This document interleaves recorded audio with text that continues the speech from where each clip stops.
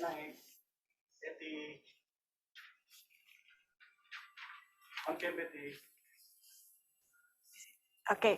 Oke, selamat siang Next Geners. Apa kabarnya semuanya? Semoga dalam keadaan baik, semua sehat. Jangan lupa protokol kesehatan ini merupakan hal yang utama yang harus kita lakukan. Pertama, jangan lupa menggunakan masker, mencuci tangan. Apalagi satu nih, bisa dibantu teman-teman? Mencuci tangan, menjaga jarak, benar sekali. Nah ini jaga jarak nih, saya sama kru-kru yang lain juga udah jaga jarak di sini. Jangan salah ya, kita sudah protokol kesehatan sudah dijalankan. Saya juga sudah buka masker tadi, tempat ini sudah didisinfektan, kemudian juga melaksanakan protokol kesehatan. Nah teman-teman sekalian, kalau tadi mungkin di awal pada saat pembukaan acara ya, kita sudah mengikuti bersama bagaimana sambutan atau mungkin masukan-masukan dari Menteri Pendidikan Kebudayaan, dari Mas Nadiem Makarim, bagaimana sebenarnya menjadi generasi yang tangguh, kemudian juga tetap relevan meskipun bisa kita katakan 20 tahun mendatang. Nah kali ini di Next Gen Summit 2021 kita punya 5 room ya, dan ini merupakan salah satu room yang akan kita bahas bagaimana sih sebetulnya kita menjadi pemimpin dunia digital, begitu ya. Tapi dari sisi lain, kita melihat dari sisi lingkungan nih. Nah, di hari ini kita akan membahas bagaimana kemudian menjadi leader dengan di sektor lingkungan, sebetulnya bagaimana sih kita bisa berkontribusi nih pada lingkungan. Sebenarnya hal-hal kecil apa sih yang bisa kita lakukan untuk kita mencintai, lebih memaknai bagaimana kita berada di satu lingkungan, kemudian juga kita blending lah ya istilahnya dengan lingkungan kita. Nah, pada siang hari ini tentunya saya nggak akan sendiri nih teman-teman.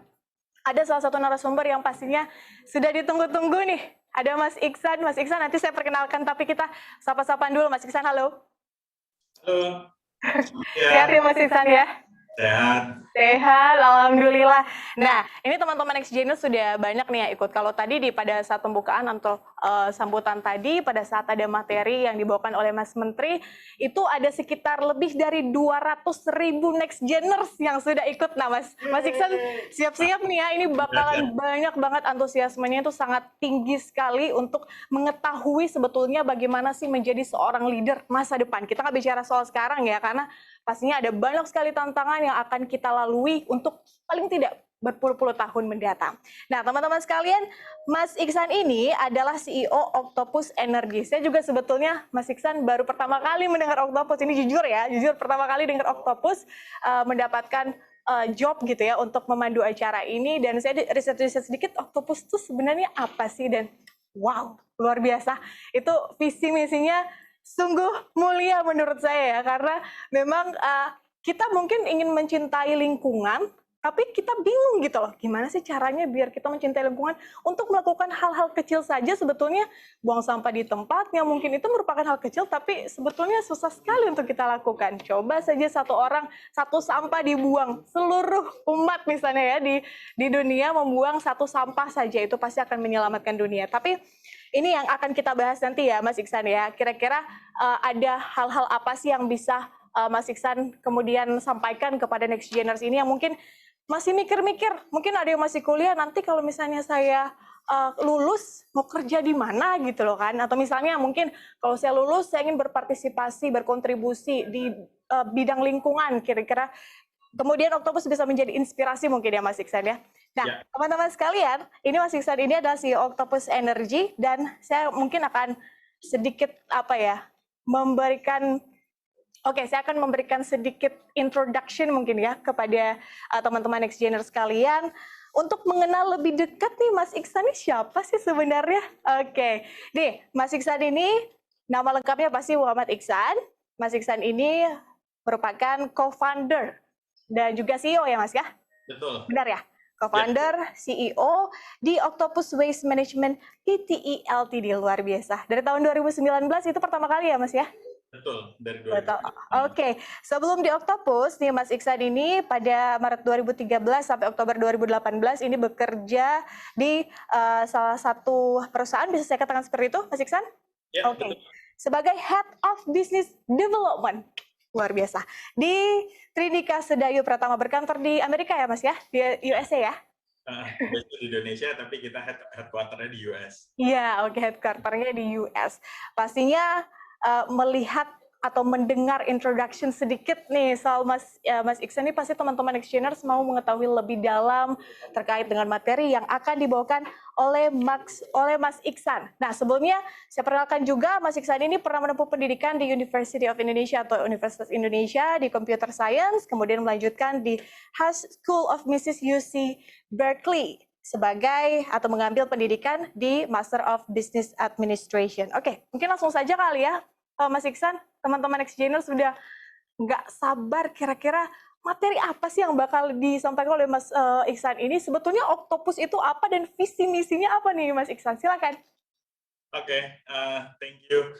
Jadi kalau misalnya saya boleh cerita sedikit tentang Octopus. Octopus sebenarnya adalah kita sebut sebagai circular economy platforms gitu. Jadi kita provide sebuah mobile apps, ada 3 mobile apps dan juga 1 data dashboard yang kita kembangkan, yang tujuan besar utamanya adalah untuk meningkatkan ataupun mengakselerasi circular economy di Southeast Asia, khususnya di Indonesia. Nah, kalau misalnya boleh cerita sedikit, dulu waktu pas tahun 2019 kita start Octopus, itu kita benar-benar full selama 1 tahun yang kita lakukan adalah riset dan development.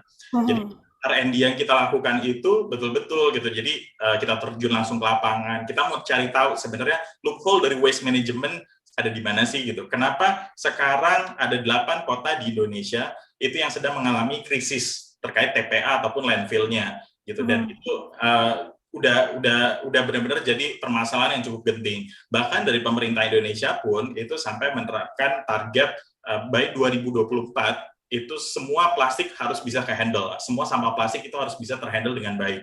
Nah, dengan target yang cukup ambisius ini, tentunya memang diperlukan solusi yang cukup bisa dibilang juga cukup ekstrim gitu. Ya, makanya kita waktu itu coba start deh, ya udah kita coba riset dulu di lapangan kendalanya ada di mana sih? Karena saat ini semua waste management ataupun manajemen sampah di Indonesia masih dikelola 100% oleh pemerintah Indonesia gitu. Jadi kita ngeliat waktu itu, oh kenapa kalau misalnya sudah dikelola dengan baik, kenapa sampahnya masih tetap tumpuk di landfill ataupun di TPA? Nah, sehingga dan di sisi lain ada permasalahan sosial juga yang timbul di situ, di mana pemulung-pemulung segitu banyaknya yang tinggal di TPA, kita tahu ceritanya beberapa TPA kemana ada ledakan, ada yang kebakaran, sehingga memang yang terdampak pun juga cukup banyak gitu, baik secara ekonomi maupun secara sosial. Nah, berkaca dari situ, kita coba approach langsung dari sisi grassroots gitu. Kita coba start dari grassroots. Kita coba ketemu dengan pemulung, kita interview satu-satu, kita pengen cari tahu kira-kira apa sih yang jadi added value buat mereka kalau misalnya mereka mau istilahnya itu mau mengintegrasikan dalam satu line lah gitu. Intinya kurang lebih seperti itu. Dan akhirnya saat itu kita pikir ya udah kita bikin deh 3 aplikasi. Kita define dulu stakeholders-nya. Stakeholder pertama adalah konsumen ataupun pengguna rumahan. Kemudian yang kedua kita define sebagai kolektor. Sekarang kita sebut sebagai pelestari. Jadi udah nggak ada lagi yang namanya pemulung, kita sebutnya sebagai pelestari. Kemudian yang ketiga itu ada yang namanya bank sampah. Nah, dengan adanya 3 stakeholder ini, kita mau coba integrasikan gimana caranya kita bisa memberikan economic value gitu terhadap setiap stakeholder di sini. Kita mau coba approach yang namanya waste management dari sisi ekonominya gitu, karena banyak teman-teman yang lain memang approach-nya dari sisi aktivis, kemudian ada juga yang memang approach-nya dari sisi ya lingkungan tentunya gitu. Cuma dari kita mencoba melihat dari kacamata yang lebih luas gitu, di mana kita coba menerapkan dari sisi circular economy, pendekatan menggunakan circular economy. Nah, dari situ setelah kita coba approach, kita coba diskusikan, kita coba riset di lapangan, dari situ kita tahu ternyata permasalahannya adalah kalau misalnya kita bicara sampah ini jenisnya macam-macam dan nggak ada standarisasinya gitu. Kalau kita bicara di Australia aja, gitu ada yang namanya sampah organik, non-organik, ada recycle, non-recycle gitu. Jadi ada 4 jenis. Terus kemudian kalau misalnya di Singapura hanya ada 3 jenis, sampah basah, sampah kering, dan juga recyclables gitu ataupun sampah recycle. Kalau kita bicara di Indonesia cuma ada 1 sampah gitu. Jadi semuanya tuh dianggap sebagai 1 sampah. Nah, makanya dari situ kita ngeliat, ya udah deh, kita take step by step, kita coba take baby step dulu aja. Kita coba approach dari valuable waste. Kita sebutnya sebagai recyclables ataupun sampah yang bisa didaur ulang. Nah, setelah itu kita coba define, kita coba listing kira-kira sampah plastik apa aja sih yang sebenarnya masih bernilai guna dan ada value-nya gitu kan. setelah kita mengetahui value di situ, akhirnya kita coba develop platformnya dan juga kita coba connect ekosistemnya langsung ke industri daur ulang. Nah, dari sini ternyata animonya cukup luar biasa. Kita start waktu itu dari Indonesia bagian timur, di kota Makassar, dan di Makassar saat ini pelestari ataupun pemulung yang tergabung dalam ekosistem kita totalnya ada sekitar hampir 8.000.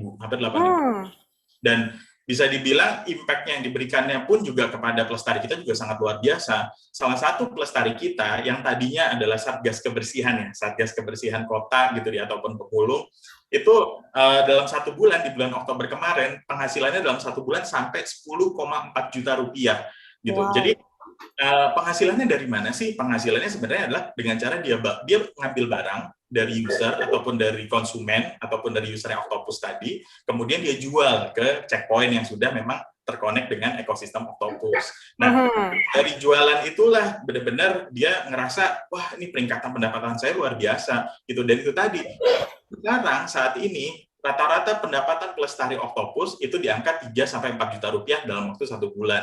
Gitu. Jadi benar-benar kita menjaga ekosistemnya benar-benar sehat dan juga ekosistemnya benar-benar menguntungkan gitu bagi stakeholder. Okay. Nah, kemudian dari sisi checkpoint ataupun si bank sampah, dia sebenarnya kita sebut sebagai checkpoint karena mereka sebenarnya adalah usaha mikro gitu, usaha mikro kecil menengah.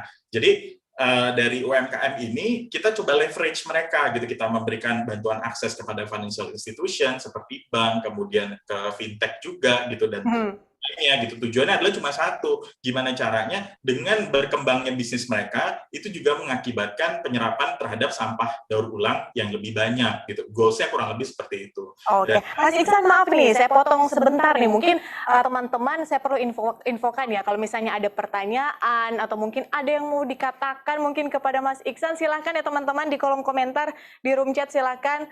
Jangan malu untuk bertanya kapan lagi coba kan nanya ke Mas Iksan.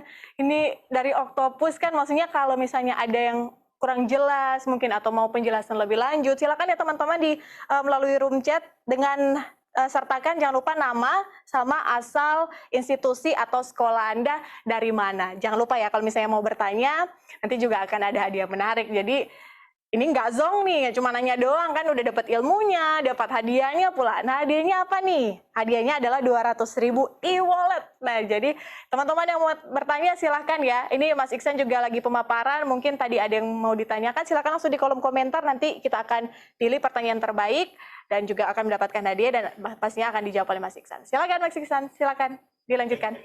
Jadi melanjutkan yang tadi. Jadi sebenarnya setelah itu kita gimana caranya kita coba meleverage si para UMKM ini ataupun bisnis kecil gitu. Karena kita berasumsi bahwa semakin besar ataupun semakin besar serapannya dia, otomatis sampai ke TPA pun juga semakin minim ataupun semakin kecil. Dan ternyata formula yang kita lakukan ini animonya cukup luar biasa gitu, dan memang berkembangnya pun juga cukup cepat. Saat ini kita di Kota Makassar aja total penggunanya kita udah lebih dari 20.000 pengguna gitu. Dan di bulan Oktober kemarin itu kita sekarang udah event di Provinsi Bali. Di Bali sekarang sudah bisa digunakan di 3 kota dan kabupaten, di Kota Denpasar, Kabupaten Bandung, dan juga Kabupaten Gianyar gitu. Jadi aplikasi kita juga sudah bisa digunakan di Provinsi Bali. Dan memang di Bali pun juga sangat luar biasa. Kita hanya baru berjalan kurang lebih sekitar 5 bulan gitu. Pertumbuhan jumlah penggunanya kita juga bisa dibilang cukup eksponensial gitu. Dan nggak bisa dipungkiri juga, kita juga nggak bisa dibandingin dengan misalnya dengan aplikasi lain lah ya, kayak misalnya aplikasi yang ride hailing ataupun aplikasi e-commerce ataupun aplikasi fintech. Karena ya itu dia tadi, yang namanya kebiasaan untuk mendaur ulang di Indonesia masih sangat minim gitu. Dan sekarang dengan aplikasi Octopus, masyarakat apabila mereka mendaur ulang ataupun mereka mengirimkan atau mereka kasih kemasan daur ulangnya itu kepada pelestari Octopus, mereka sekarang bisa dapat poin. Poinnya ini itu bisa ditukarkan macam-macam. Kita ada total 52 F&B merchant yang sekarang terdaftar sebagai partnernya Octopus. Poinnya ditukarkan jadi dapat diskon gitu. Terus kemudian bahkan yang di Bali sekarang untuk poinnya itu bisa ditukarkan sebagai voucher pulsa, voucher listrik, data dan seterusnya gitu. Jadi memang tujuan kita adalah gimana caranya masyarakat ingin untuk menggunakan aplikasi kita biar karena dari benefit itu tadi biar gitu, biar supaya sampah yang sampai ke landfill itu semakin berkurang. Nah, dari sisi pelestari itu tadi keuntungannya mereka dari jualannya, barang yang mereka ambil, mereka jual, pendapatannya 100% itu untuk pelestari kita. Nah, kemudian dari sisi checkpoint ataupun si bank sampah, keuntungan mereka adalah dari barang yang mereka beli dari Pelestari, kita jamin bahwa barang yang mereka beli itu akan dibeli lagi oleh industri daur ulang.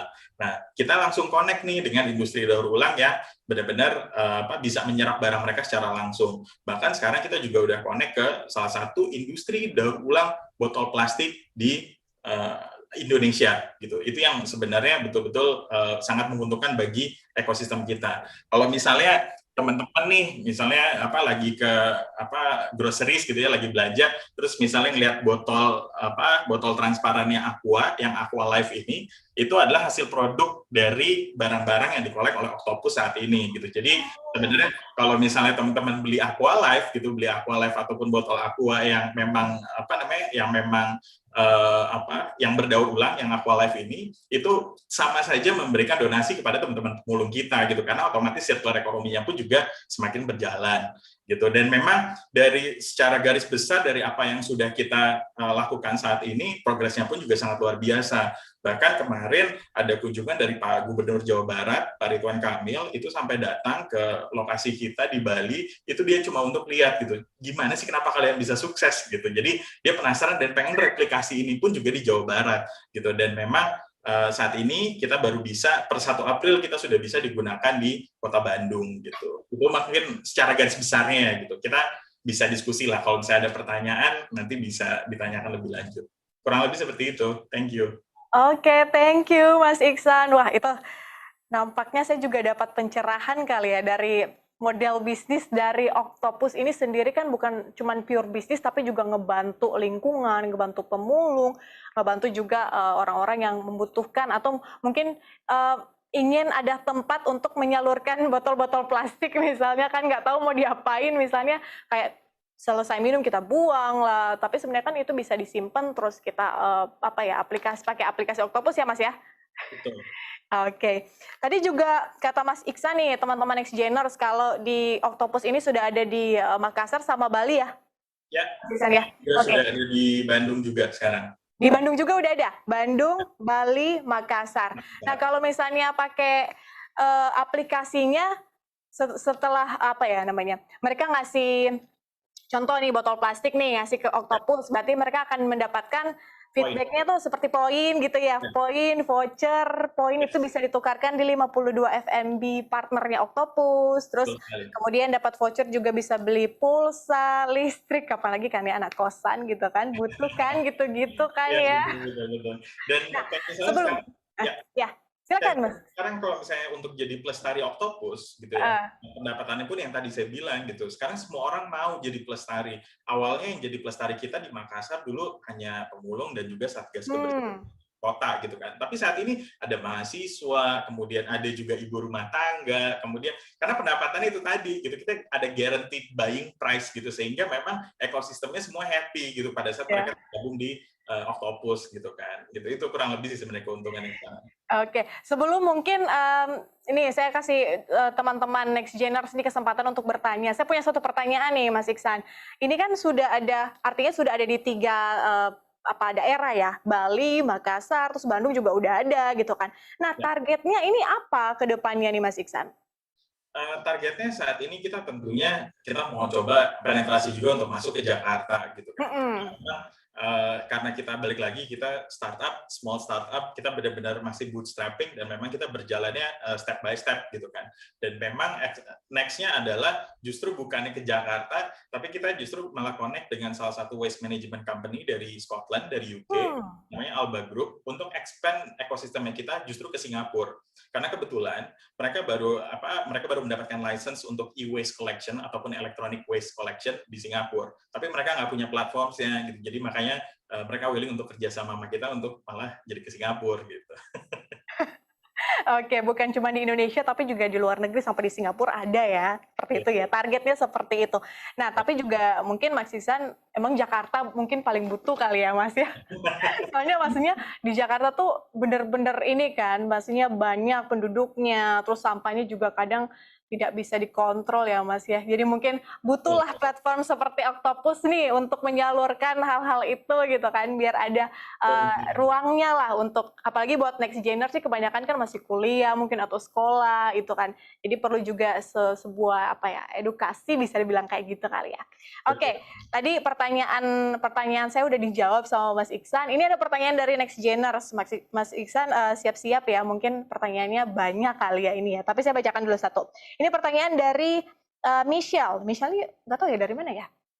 Dari Jakarta. Oke, tapi nggak cantumin institusi atau sekolahnya. Ini pertanyaan dari Michelle nih.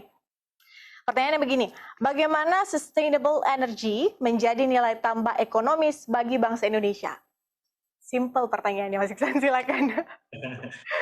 Sebenarnya gini, kita bicara sekarang kalau misalnya sustainable energy gitu, arahnya udah mulai ke EBT kan, energi baru terbarukan gitu. Jadi kita bicara sebagai apabila kayak misalnya sekarang sampah yang resource-nya cukup besar ini, terus kemudian kita bisa integrasikan kepada pembangkit listrik tenaga sampah yang sekarang lokasinya juga sudah ada beberapa di Indonesia, tentunya ini juga akan memberikan impact yang cukup bagus juga gitu. Walaupun di sisi lain kita juga melihat bahwa karbon emisi dari pembangkit listrik tenaga sampah pun juga cukup tinggi gitu. Jadi memang kita melihat ada positif dan negatif dari setiap perkembangan inovasi ataupun teknologi yang sekarang sudah berkembang. Tapi tentunya dengan ada yang namanya sustainable energy sekarang gitu, dengan solusi terkait pembangkit listrik tenaga sampah, ini bisa menjadi salah satu langkah kecil lagi gitu untuk bisa untuk mengatasi permasalahan sampah di Indonesia. Gitu. Oke, semoga seperti itu. Oke, semoga pertanyaan Michelle udah kejawab ya. Dan kita ke pertanyaan berikutnya ya teman-teman ya. Oke, Mas Iksan, ini ada pertanyaan berikutnya dari Abdul Rizal Himda dari Universitas Jenderal Sudirman. Pertanyaannya panjang nih. Oke, saya bacakan. Mengingat sebelum ini terdapat topik bahasan terkait konflik Indonesia dengan Uni Eropa mengenai pemboikotan produk kelapa sawit, sependek pengetahuan saya konflik tersebut berasal dari paham dan kesepakatan negara-negara Uni Eropa yang menjunjung tinggi eco-sustainability. Mereka menganggap produk kelapa sawit merupakan hasil eksploitasi alam. Nah, dari Octopus Energy, adakah pembahasan atau diskusi mengenai hal tersebut? Kalaupun ada, bolehlah sedikit diceritakan, katanya seperti itu. Lalu, apakah produk kelapa sawit masih relevan untuk terus berjalan? Mengingat di samping adanya eksploitasi, terdapat juga keuntungan ekonomi yang mana menunjang pendapatan negara. Terima kasih, itu pertanyaan dari Abdul. Silakan Mas Iksan.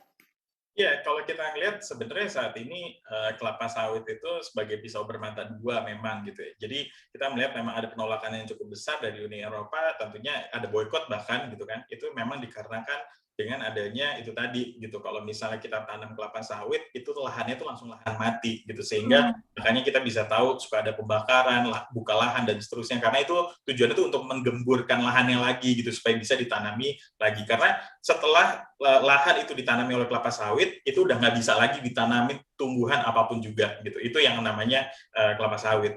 Nah, tapi kalau kita bicara efek panjang gitu ya dari kelapa sawit ini kan sebenarnya muncul sebagai salah satu alternatif gitu, alternatif biodiesel dibandingkan dengan kita bicara BBM yang memang asalnya dari perut bumi dan seterusnya. Tapi kalau kita bicara kelapa sawit, itu dia tadi gitu, kondisinya sekarang kebutuhannya juga sudah cukup meningkat dan memang demand-nya pun juga cukup tinggi gitu. Jadi sehingga kita melihatnya bahwa ini sebuah opportunity bagi kita Indonesia yang memang memiliki bisa dibilang cukup tinggi ya untuk produksi kelapa sawitnya, sehingga memang kalau misalnya kita bicara ke depannya, tentunya kelapa sawit bisa menjadi salah satu alternatif. Tapi balik lagi seperti yang tadi saya sampaikan, inovasi dan teknologi itu selalu ada positif dan negatifnya gitu. Jadi kalau kita bicara positifnya, tentu ini sangat membantu perekonomian di Indonesia gitu dengan adanya alternatif kelapa sawit.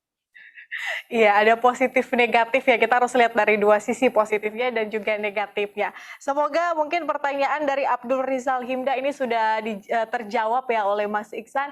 Kita akan bergeser ke pertanyaan selanjutnya. Nah, tadi sudah ada Michelle dan juga Abdul Rizal Himda dari Universitas Jenderal Sudirman. Kali ini pertanyaannya datang dari Muhammad Fahmi, siswa dari SMK Negeri 1 Cimahi. Wah, dari Cimahi nih. Pertanyaan gini nih, Mas Iksan. Kesadaran masyarakat terhadap sampah itu sangat kecil untuk mengelompokkan sampah seperti yang tadi dikatakan oleh Anda. Bagaimana cara Oktopus kemudian mensosialisasikan kepada masyarakat agar rencana Oktopus berjalan lancar? Iya, Mas Iksan. terima kasih. Nah, kalau kita bicara sosialisasi, itu dia yang tadi sempat saya sampaikan, betul sekali, bahwa kita bicara melakukan daur ulang ini masih merupakan salah satu kegiatan yang cukup tabu di Indonesia.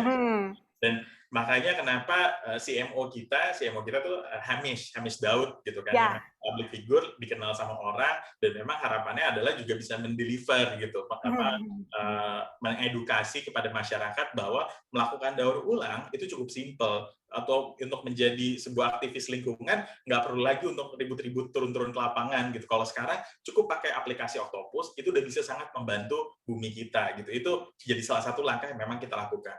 Kemudian yang kedua adalah itu tadi, kita mencoba bahwa setiap aplikasi yang kita kembangkan, tadi aplikasi untuk masyarakat, aplikasi untuk kolektor, ataupun aplikasi untuk UMKM gitu, semuanya memberikan benefit, termasuk untuk masyarakat. Kita melihat bahwa ini akan menjadi salah satu interest bagi masyarakat. Oh, kalau saya melakukan daur ulang ini, saya nggak perlu ribet, saya cukup duduk di rumah, saya tinggal panggil Pelestari datang, saya dapat poin. Kalau misalnya saya mau beli kebutuhan sehari-hari, saya tinggal pakai poinnya, dapat potongan dari Oktopus gitu. Jadi itu salah satu langkah dari kita untuk bisa mengedukasi dan juga mengajak masyarakat untuk pakai ataupun join ke dalam ekosistem Oktopus saat ini.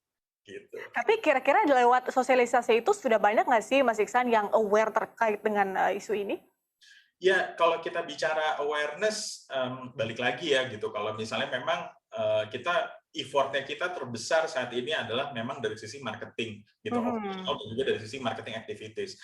Kita bicara awareness sekarang, masyarakat tahu kalau misalnya kayak Hamish gitu, dia ngomong di sosial media atau dia ngomong di media, dia selalu bicara Oktopus is the solution, solusinya adalah Oktopus dan seterusnya gitu. Tapi tetap aja orang begitu pas Oktopus, oh iya Oktopus terus apa ya gitu. Jadi masih banyak yang perlu kita kasih tahu, kita perlu deliver gitu kepada masyarakat.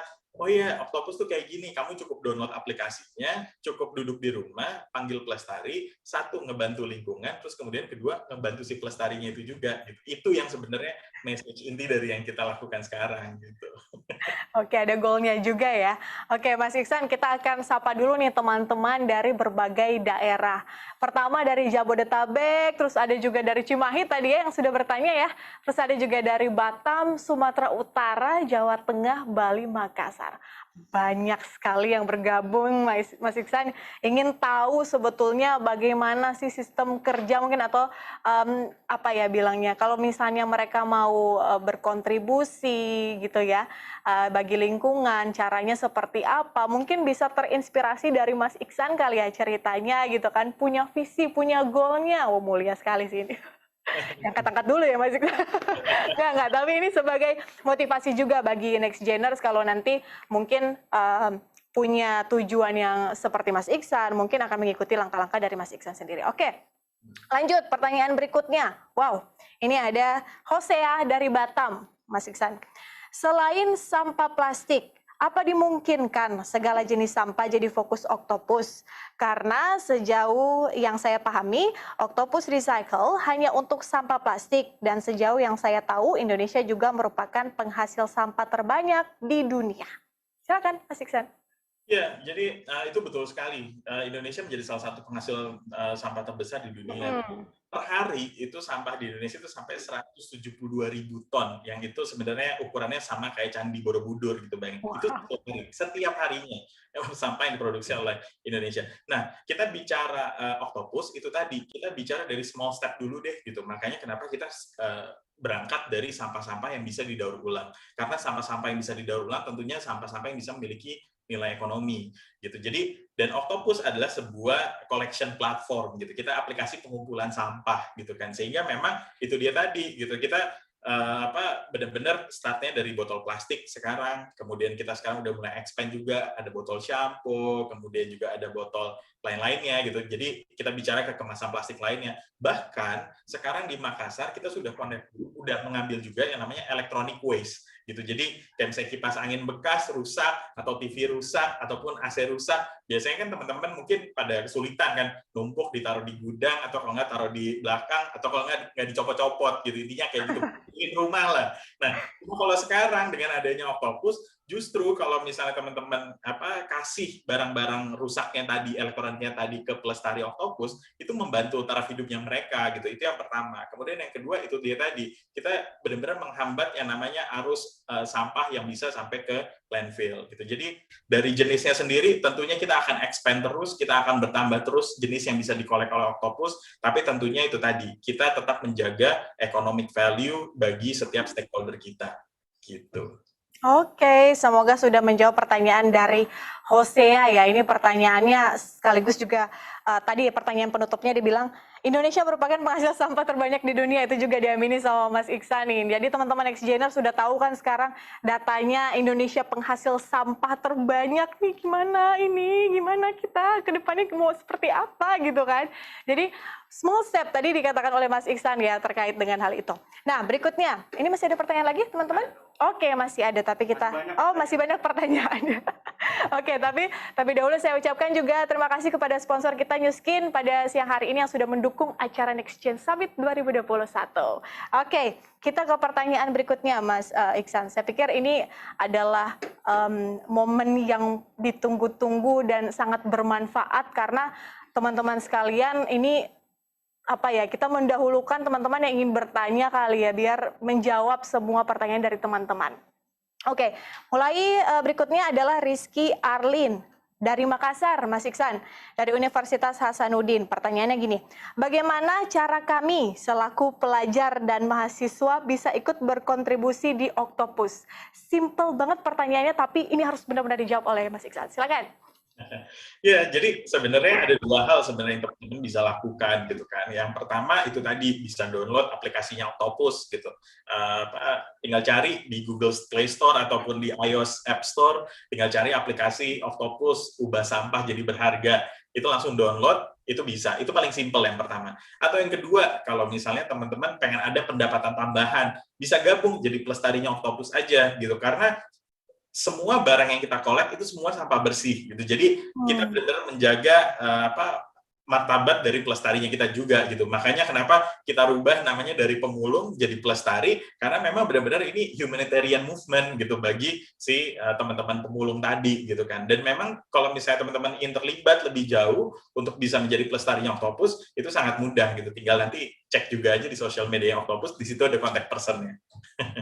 Oke, jadi bisa juga bantu-bantu, mungkin ada kerabat, teman-teman mungkin ya yang ingin ada penghasilan tambahan mungkin ya gitu ya Mas Iksan ya, atau mungkin bisa membantu teman-teman yang mungkin membutuhkan informasi, silakan di sosial media Octopus ya, seperti itu ya. Oke, Mas Iksan, melihat kan tema kita kalau kita berbicara soal bagaimana menjadi digital pemimpin dunia digital gitu ya, pemimpin dunia digital. Nah ini kan teman-teman juga tadi saya bilang masih banyak yang mungkin masih sekolah atau misalnya masih kuliah seperti itu. Mungkin masih banyak yang abu-abu nih, setelah itu saya mau ngapain gitu kan. Tapi dia punya visi, punya misi, punya tujuan mungkin seperti Mas Iksan. Mungkin ada any tips and masukan gitu ya buat teman-teman sekalian mungkin yang ingin mengikuti langkah dari Mas Iksan ini sebelum saya ke pertanyaan selanjutnya.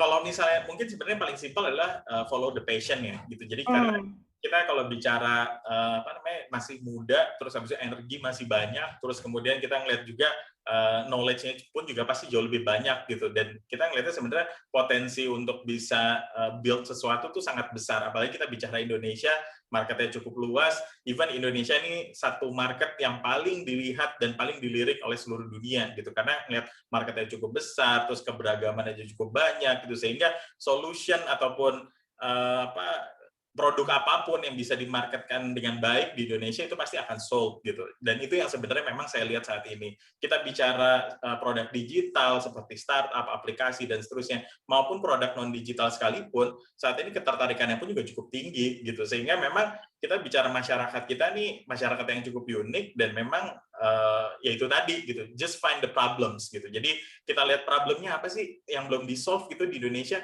dan Indonesia tuh masalahnya banyak banget gitu. Dan kita bicara sampai hal sekecil apapun aja tuh kita benar-benar masih banyak gitu masalahnya. Kita bicara kayak misalnya Octopus, kemarin kita ngelihatnya permasalahannya apa? Simple as sampah gitu. Kondisi sampah di Indonesia udah maksimal, jadi harus ada solusi yang bisa selesaiin itu gitu. Jadi kita berangkat dari situ gitu sampai akhirnya sekarang sampai menjadi sekarang gitu. Cuma kalau kita bicara secara garis besar di Indonesia untuk bisa start sesuatu itu sangat mudah gitu. Cuma ya intinya kita punya skill, kita punya passion di situ, ya tinggal langsung start aja gitu. Yang penting ada kemauan juga tentunya.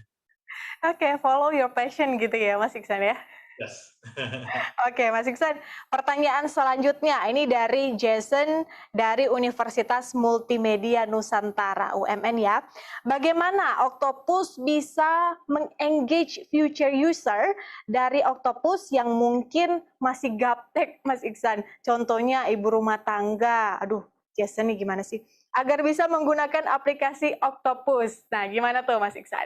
Iya, saat ini pengguna Octopus, dari data yang kita kolek saat ini, itu pengguna kita 70%-nya itu justru malah ibu rumah tangga. Oh, udah ya berarti ya? Ya, gitu. Kita justru malah target market kita adalah memang ke situ gitu. Bahkan poin yang didapat dari Octopus tadi tuh setiap dari kemasan kan dapat poin. Poinnya kita tuh namanya sekarang DTBM. DTBM itu adalah duit tambahan buat emak gitu, karena targetnya itu adalah ibu rumah tangga gitu. Jadi dan itu benar-benar jadi catchy buat mereka. Dan kalau kita bicara ibu rumah tangga gitu ya, mereka cerita ke tetangganya satu sama lain, dan itu makanya growth-nya kita di Makassar juga cukup masif pun karena ada ibu rumah tangga tadi, keterlibatan ibu rumah tangga gitu.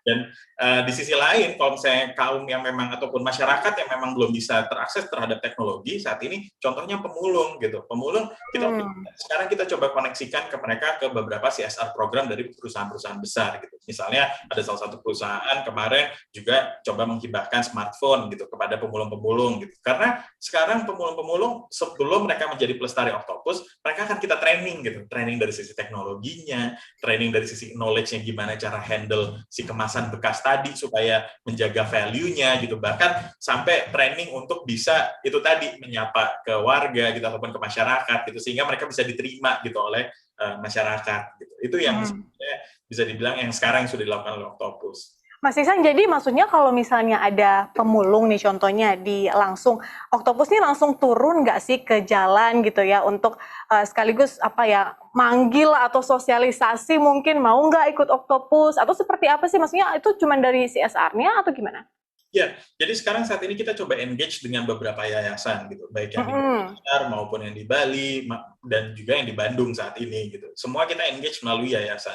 Nah, dari yayasan ini sebenarnya yang mereka membantu kita untuk connect dengan pemulung gitu, dengan pemulung yang ada di kota tersebut gitu. Kayak misalnya di Makassar kita dikenalin nih, oh nih ada komunitas pemulung ini gitu, yang mereka memang tinggalnya di pinggir jalan di daerah A gitu. Terus kemudian yang satu lagi di daerah B dan seterusnya. Nah, pertama yang kita lakukan adalah kita engage dulu ke yayasannya, kemudian dari yayasannya coba intro ke mereka, ternyata ada ketertarikan dari mereka, kita ajak untuk gabung. Setelah kita ajak untuk gabung, kita coba training mereka, setelah itu baru mereka bisa live untuk jadi pelestarinya Octopus gitu. Jadi so far engagement yang kita lakukan prosesnya kurang lebih masih seperti itu.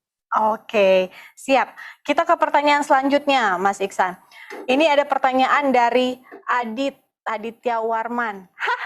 Ini orangnya ada di sini, pengen nanya. Dari School of Government and Public Policy Indonesia. Oke, Mas Adit, ada pertanyaan ini, saya tanyakan langsung aja ya. Pertanyaannya, bagaimana Octopus mengkomunikasikan programnya dengan kebijakan pemerintah saat ini? Dan bagaimana Anda melihat kebijakan pemerintah dalam waste management? Oke, Octopus saat ini merupakan satu-satunya mitra pemerintah di bidang teknologi, terutama di Kementerian Lingkungan Hidup, yang menyuplai data terkait sampah nasional gitu. Jadi data sampah terkolek dan juga data kemasan daur ulang yang dikolek dan semuanya itu kita supply ke SPSN milik KLHK sekarang. SPSN itu adalah Sistem Pengelolaan Sampah Nasional. Dan di situ datanya kita provide 100% kepada KLHK. Kita bicara regulasi secara garis besar, memang saat ini masih tertinggal gitu. Di Indonesia kita masih tertinggal dengan beberapa negara lainnya, kayak misalnya ada regulasi tentang apa PRS ataupun producer responsibility scheme gitu, di mana si setiap produsen tuh diminta untuk track ataupun collect gitu setiap kemasannya gitu kan. Dan itu yang sebenarnya sangat jalan gitu di beberapa negara berkembang yang lain. Kemudian juga kita bicara regulasi terkait masalah DRS gitu ataupun deposit return system. Kalau kita ke Jepang, biasanya kan kita kalau lihat ada vending machine tinggal masukin terus habis itu dapat uang gitu kan. Terus kemudian kalau kita ke ada beberapa negara lain pun yang berkembang pun itu juga sudah menerapkan. Jadi kita nggak bisa statement Indonesia kan masih negara berkembang. Enggak, Indonesia sekarang udah negara maju loh gitu. Bahkan sekarang banyak negara-negara berkembang di Afrika udah menerapkan regulasi-regulasi ini gitu. Jadi sekarang kita tinggal menunggu aja nih gitu dari pemerintah ada gongnya. Oh iya oke, ada gongnya untuk regulasi tentang EPR ataupun tentang DRS gitu. Itu tentunya akan semakin meningkatkan circular ekonomi yang ada di Indonesia. Oke, teman-teman jangan salfok ya. Itu tadi Aditya Warman di sini masih bagian dari next gen. Jadi jangan pikirnya udah beda generasi kali ya. Enggak. Oke, teman-teman sekalian, ini bagi kalian yang masih mau bertanya nih ya, ini masih terbuka kesempatan, ini lebar banget, bisa nanyanya langsung ke Mas Iksan.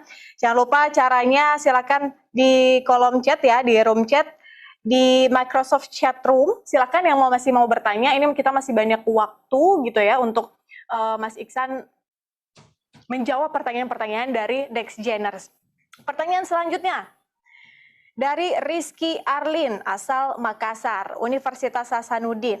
Apa tantangan terbesar yang dihadapi Octopus dari sisi operasional di Indonesia? Dan bagaimana strategi Octopus menghadapi tantangan itu? Mas Iksan, soal tantangan nih, apa nih kira-kira? Challenge yang betul-betul dihadapi oleh Octopus dari sisi operasional ya. Dari sisi operasional ya tentunya gimana cara kita untuk penetrasi ke informal sektor gitu. Karena kita bicara sampah, informal sektor pasti itu udah yang paling terdepan saat ini gitu. Kita bicara tadi ada pemulung, ada pengepul. Pengepul itu sebenarnya mirip kayak bank sampah, cuma lebih ke informal sektor tadi. Ada pengepul, ada yang namanya pelapak dan seterusnya, banyak nama-namanya mereka. Nah, cuma balik lagi, apa yang kita lakukan adalah tadi kita coba untuk meningkatkan taraf hidup mereka untuk mereka bisa mendapatkan pendapatan yang lebih baik lah gitu dan juga lebih tinggi gitu. Dan makanya kenapa mereka happy gitu untuk bisa join menjadi ke dalam ekosistem yang Octopus, baik mereka menjadi pelestari ataupun mereka sebagai checkpoint gitu. Jadi satu hal yang memang sekarang kita lakukan adalah itu tadi untuk masuk ke informal sektor. Yang pertama adalah dengan cara kerjasama dengan pemerintah daerah. Kemudian yang kedua kita kerjasama juga dengan tadi foundation gitu ya, ataupun yayasan-yayasan lokal yang memang sudah lama attach dengan informal sektor itu tadi. Oke, kurang lebih seperti itu ya, itu pertanyaan dari Rizky Arlin terkait dengan challenge yang dihadapi oleh Octopus sampai dengan sekarang. Itu sejak tahun berapa Octopus, Mas Iksan? Kita kalau start dari 2019, tapi 2019. Tapi kalau untuk run benar-benar aplikasinya itu baru jalan Maret 2020. Oh, sebelum ada aplikasi, jadi sistemnya gimana tuh Mas Iksan?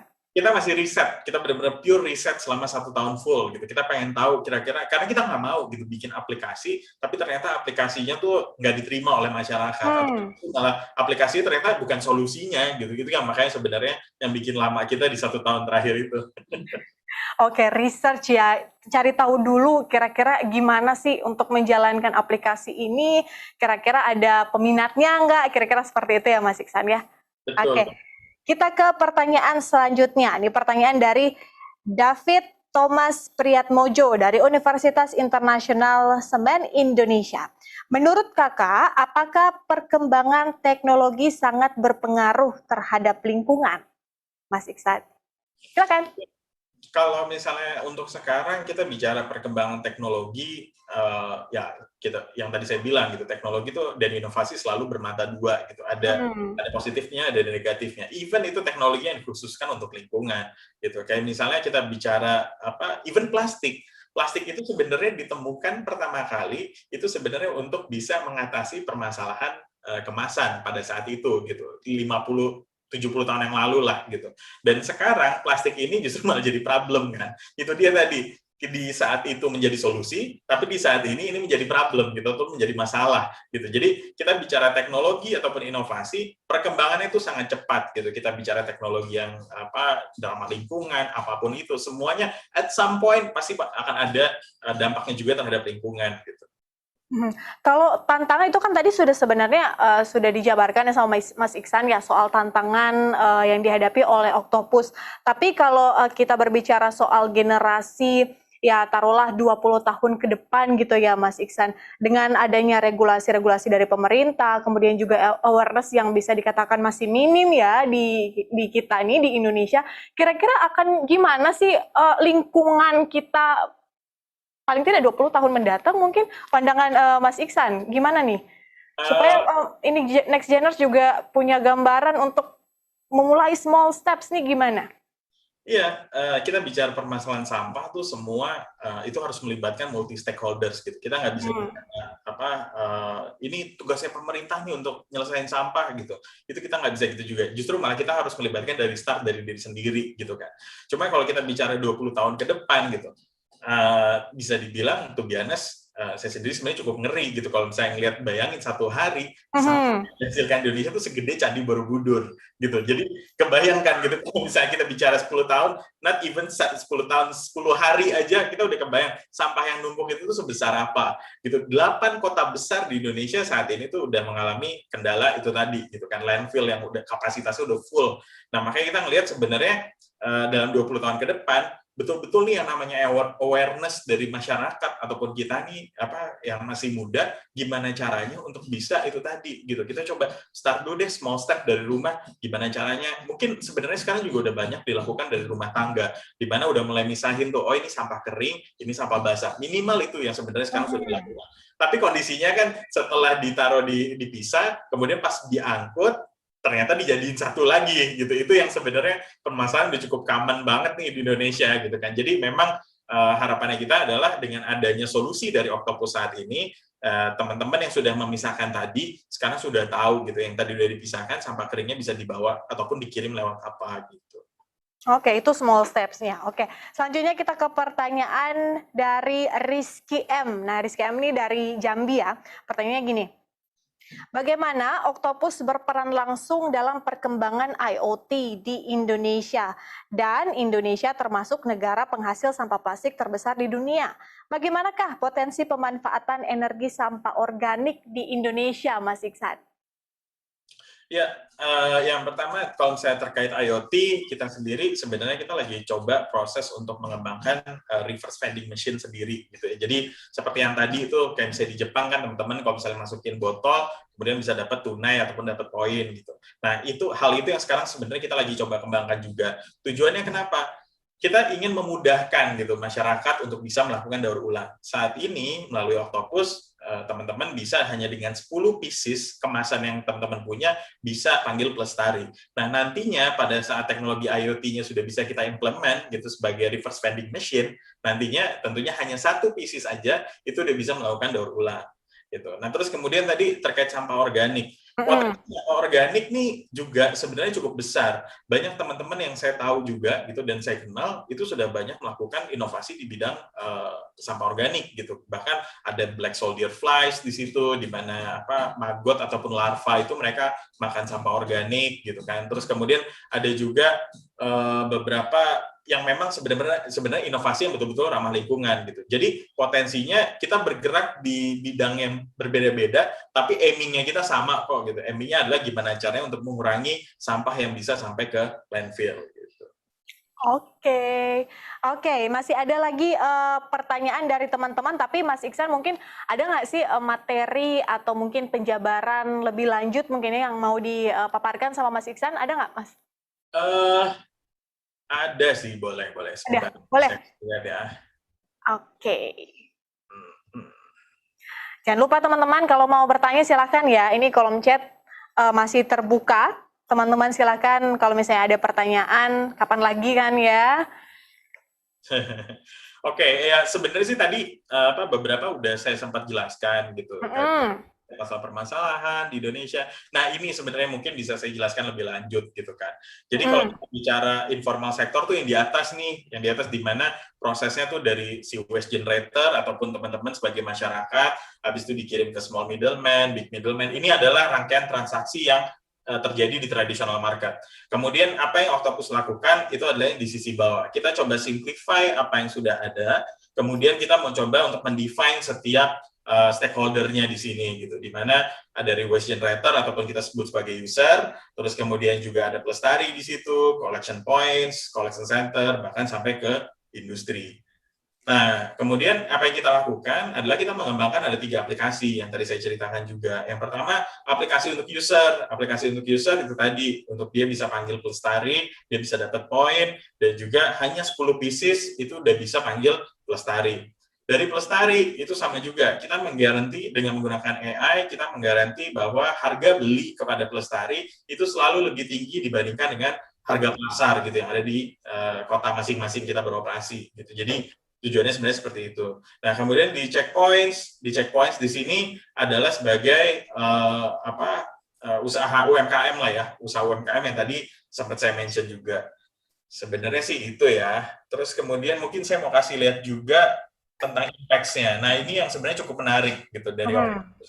Yang pertama adalah sampai hari ini itu kita setelah mengkolek 10 juta pieces plastik yang sampai ke ya untuk mencegah 10 juta, kita telah mencegah 10 juta pieces plastik supaya tidak sampai ke lautan. Gitu. Itu yang pertama.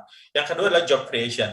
Dari job creation ini kita sudah memberikan 4.000 new jobs gitu kepada masyarakat dan juga kepada lulusan-lulusan baru nih, mahasiswa-mahasiswa yang baru lulus sebagai pelestari. Karena 140 ada sekitar 140 pegawai hotel yang kebetulan kan mereka terdampak ya dari COVID-19 kemarin, sehingga mereka jadi nggak punya pekerjaan dan lain-lainnya gitu. Mereka tuh tergabung menjadi Octopus gitu, sebagai pelestari Octopus. Kemudian juga dari sisi microbusiness, saat ini sekarang udah sekitar 1.008 collection points ataupun checkpoints yang terkoneksi kepada financial institution gitu. Jadi mereka udah bisa men-leverage lah ya bisnisnya mereka saat ini. Terus kemudian juga saat ini 62% ya perbagian dari ekosistem kita itu adalah perempuan loh gitu. Jadi pelestarinya kita itu cukup banyak yang perempuan, dan juga ditambah lagi itu tadi ada usernya kita 70% dari usernya Octopus itu adalah ibu rumah tangga. Kemudian dari sisi collection points ataupun usaha UMKM tadi itu juga cukup banyak juga yang jumlahnya memang ibu rumah tangga ataupun perempuan di sini. Dan yang berikutnya adalah kita memberikan peningkatan kepada pemulung ataupun pelestari kita hampir sekitar 240%. Gitu yang tadi saya sampaikan, salah satu pemulung kita ataupun pelestari kita, dia dapat 10,4 juta rupiah dalam kurun waktu 1 bulan. Dan tentunya yang terakhir adalah dari sisi carbon footprint gitu. Carbon footprint kita bisa mencegah dan mereduce carbon footprint dari setiap kemasan baru yang diproduksi itu sampai mencapai 80%. Gitu. Itu sebenarnya impact yang benar-benar kita bisa berikan kepada masyarakat dan juga lingkungan, dan tentunya juga kepada sosial ekonomi di masyarakat. Gitu. Itu sih sebenarnya mungkin tambahan sedikit dari saya ya. Oke, ada tambahan pemaparan materi ya dari Mas Iksan ya. Semoga teman-teman juga bisa mendapat lebih luas ya gambaran Octopus itu sebenarnya bagaimana sih sistem kerjanya, kemudian juga tujuannya, visinya seperti apa, targetnya, challenge-nya tadi juga sudah ditanyakan oleh teman-teman sekalian. Dan ada pertanyaan berikutnya, Mas Iksan. Tapi ini nggak dikasih tahu ya, ini pertanyaan dari siapa ya? Oke, jadi no name ya. Ini pertanyaannya gini. Halo Pak Muhammad Ihsan, wah dipanggil Pak. Next Geners, Mas, Bang, Kak, Bro. Bro Ihsan gitu kan. Ya, taruhlah ini laki-laki yang nanya, Bro Ihsan gitu ya, perempuan juga bisa ya. Karena lagi bicarain tentang lingkungan nih, boleh nggak share pandangan Bapak, pandangan Mas Iksan soal mobil listrik yang digadang-gadang sebagai transportasi terbarukan yang nggak lagi menggunakan BBM. Tapi bukankah mobil listrik ini sumbernya dari baterai yang listriknya berasal dari pembakaran fosil? Apakah mobil listrik ini bisa dikatakan sebagai transportasi ramah lingkungan? Mas Iksan, silakan. Iya, kalau kita bicara mobil listrik, sebenarnya itu tadi, saya selalu kembali ke hipotesis saya yang awal gitu, hipotesa awal saya, di mana kalau kita bicara teknologi, itu seperti pedang bermata dua, ada inovasi dan juga ada inovasi teknologi dan tentunya ada dampak negatifnya di situ. Kita bicara mobil listrik, saat ini adalah mobil listrik adalah solusi yang cukup tepat untuk bisa mengatasi emisi karbon gitu ya. Itu yang sebenarnya kita bisa lihat sekarang gitu. Kayak misalnya, dan itu sebuah langkah yang cukup tepat sekali gitu untuk bisa kita implement di Indonesia saat ini gitu. Karena kita bisa melihat bahwa ya hampir 100% bahkan sekarang masih di bawah, mungkin masih di bawah 3% dari pengguna mobil di Indonesia yang sudah beralih ke mobil listrik gitu. Tapi memang kita bicara ada impact dari kayak tadi gitu, hasil produksinya dari tambang litium dan seterusnya. Bahkan nanti setelah dia rusak pun, mobil listrik itu rusak, ya itu jadi electronic waste jatuh-jatuhnya gitu, at some point. Tapi itu dia tadi, kita bicara kurun waktu gitu. Kalau misalnya untuk kurun waktu saat ini, mobil listrik adalah merupakan solusi yang paling tepat gitu terhadap pengentasan terkait permasalahan emisi karbon gitu. Jadi kalau kita bicara jangka panjangnya, tentunya ini nantinya akan jadi masalah juga. Tapi kalau untuk sekarang saat ini menjadi salah satu solusi yang menurut saya cukup tepat untuk bisa mengatasi karbon dioksida gitu. Untuk sekarang ya Mas Iksan ya? Iya. Kalau untuk ke depan berarti gimana? Nah, beda lagi ceritanya. Beda lagi ya. Nah, ini untuk sekarangnya bisa berapa lama nih Mas? Kita bicara ini nih, produsen mobil listrik yang bisa dibilang masih cukup paling maju ya sekarang di dunia itu Tesla. Even Elon Musk sendiri pun juga bilang gitu, kalau misalnya produksi mobil listrik dia itu, satu mobil listrik itu bisa dipakai 30-50 tahun. Terus kemudian waktu itu sempat dia diwawancara oleh salah satu media juga di luar negeri, ditanya, kira-kira kalau misalnya setelah 50 tahun terus gimana? Dia juga nggak bisa jawab gitu, karena memang kita bicara sekarang kondisinya adalah ini adalah solusi gitu, karena untuk menekan emisi karbon yang cukup tinggi gitu, yang hariannya juga cukup besar, itu salah satunya solusinya sekarang untuk mobil listrik gitu. Tapi kalau setelah 50 tahun, that's not the story pastinya. Beda lagi ceritanya ya kalau udah 50 tahun ya. Oke, we'll see ya 50 tahun mendatang. Oke, Mas Iksan, ini kan mungkin teman-teman punya semacam pencerahan lah setelah mendengar pemaparan dari Mas Iksan, ingin gitu ya buat aplikasi serupa tapi tak sama kayak Octopus gitu ya. Gimana nih caranya? Apa yang harus dilakukan pertama kali agar bisa membuat satu aplikasi mungkin yang seperti Octopus atau mungkin ya semacam Octopus lah dengan berada di sektor lingkungan. Apa yang harus dilakukan pertama kali? Ya, yang satu perlu diketahui adalah permasalahan nih. Kira-kira kalau misalnya saya mau bikin aplikasi, masalahnya apa sih? Kita bicara masalah lingkungan, itu bisa dibilang luas banget gitu, benar-benar luas sekali gitu untuk permasalahan yang belum di-solve terkait masalah lingkungan. Kita bicara inovasi, kita bicara teknologi dari mulai mechanical engineering gitu, bahkan sampai ke information technology, semuanya itu bisa untuk bisa menyelesaikan permasalahan lingkungan. Tapi yang pertama perlu teman-teman lakukan adalah define dulu problemnya itu apa. Kalau misalnya problem statement ataupun problemnya itu cukup bold gitu untuk bisa di-solve dengan menggunakan teknologi, do it gitu. Jadi langsung lakuin aja gitu, langsung coba, oh yaudah oke deh, saya mau kembangin aplikasinya. Terus kemudian kalau misalnya teman-teman nggak punya background IT ataupun nggak ngerti untuk bikin aplikasi segala macam, sekarang teman-teman semuanya itu sudah bisa diakses di internet gitu, untuk bisa belajar, untuk bisa ngoding, untuk bikin satu aplikasi apapun, semuanya udah ada kelasnya di internet. Tapi gitu. Ngoding susah loh Mas Iksan. Iya, jadi itu dia tadi. Atau kunci keduanya adalah find the right partners. Gitu. Kalau misalnya nggak bisa bikin sendiri, at least paling nggak punya partner yang bisa bikin. Gitu. Itu adalah satu kuncinya sebenarnya yang sekarang bisa dilakukan gitu ya. Oke, ada lagi Mas? Udah sih itu aja. Oke, find the right partner gitu ya. Terus belajar juga, ini sekarang banyak sekali platform yang sudah menyediakan tempat kita buat belajar gitu ya. Artinya ini sudah sangat-sangat terbuka lah kalau kita mau cari ilmu, bukan hanya di sekolah gitu ya, bukan hanya di kampus, tapi di mana aja kita bisa dapat ilmunya. Terus tadi kata Mas Iksan, cari dulu problem statement-nya apa kalau mau mulai satu atau mau buat satu aplikasi, itu sebetulnya masalahnya apa sih, apa yang paling dibutuhkan oleh masyarakat gitu ya, sehingga kita bisa menjawab apa yang dibutuhkan oleh masyarakat ini gitu. Jangan sampai kita buat aplikasi malah nggak berguna gitu kan, diapain nih aplikasi kan? Ya harus tahu dulu needs-nya apa dari masyarakat. Oke. Nah, Mas Iksan, pertanyaan selanjutnya ini mungkin pertanyaan apa ya? Klasik mungkin ya. Pertanyaannya, susah nggak sih buat aplikasi katanya? Susah nggak sih buat aplikasi? Mas Iya, Iksan, eh, bergeser sedikit mungkin kita bicara soal apa ya? ya, Teknologi. kebetulan apa namanya, saya merupakan tipikal yang kedua kalau dibanding dengan yang tadi gitu. Saya tipikal yang finding the right partners gitu. Jadi Heeh. partner saya kebetulan memang dia jago bikin aplikasi. Gitu. Kalau dari sisi saya sendiri, saya benar-benar fokus dari sisi bisnisnya gitu kan. Kebetulan saya dapat partner yang dari Octopus sendiri itu kita isinya orang-orang dari multiple background.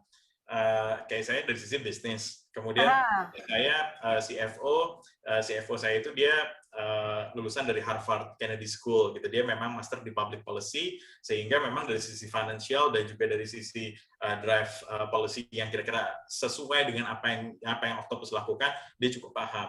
Kemudian CTO-nya kita itu dia PhD doctoral candidate dari Boston, dari MIT gitu ya, dari Massachusetts Institute of Technology. Terus kemudian juga head of product-nya kita, nah ini yang partner saya yang cukup paling pertama ini, head of product-nya ini dia udah pengalaman 10 tahun di salah satu FMCG brand gitu, ataupun salah satu brand ternama lah ya.